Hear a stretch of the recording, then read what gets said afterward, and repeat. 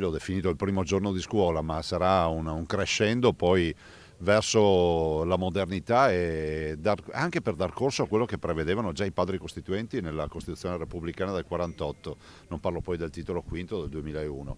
Direi che è una scelta di modernità, di responsabilità e non è assolutamente l'affamare le regioni del sud, dividere l'Italia o altri discorsi che ho sentito che non c'entrano nulla con la realtà. È una data storica per il presidente del Veneto che plaude al disegno di legge di attuazione sull'autonomia differenziata arrivato in Consiglio dei Ministri dopo anni di discussione e periodi di sabbie mobili, la svolta. È un percorso che poi alla fine deve dare più risultati ai cittadini.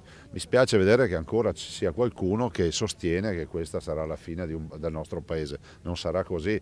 Basti pensare che Germania, Stati Uniti vengono percepiti come grandi nazioni non divise, ma hanno federalismo veramente vero. E sulle materie, spiega, Io mi batto perché la Costituzione sia applicata. La Costituzione prevede la possibilità di negoziare sulle 23 materie ed è esattamente il motivo per cui è la modalità con la quale ci siederemo al tavolo del negoziato. Poi il negoziato si fa in due.